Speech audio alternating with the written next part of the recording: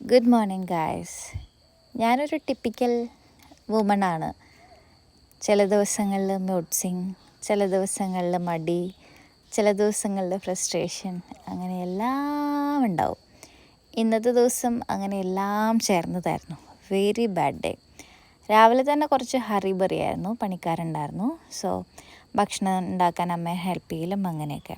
പിന്നെ ഇച്ചിരി ലേറ്റായെങ്കിലും നേരെ ഓഫീസിലേക്ക്. അതിനിടയ്ക്ക് ഏത് ഡ്രസ്സ് ഇടണം എന്നുള്ള കൺഫ്യൂഷൻ.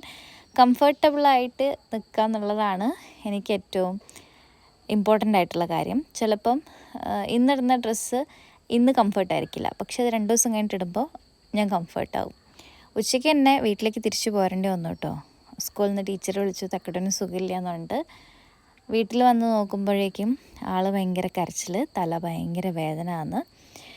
വെയിലൊക്കെ ഒന്ന് ആറിയതിന് ശേഷം ആളെയും കൊണ്ടൊന്ന് ഹോസ്പിറ്റലിൽ പോയി. 2 തവണ ഛർദ്ദിക്കുകയും ചെയ്തു.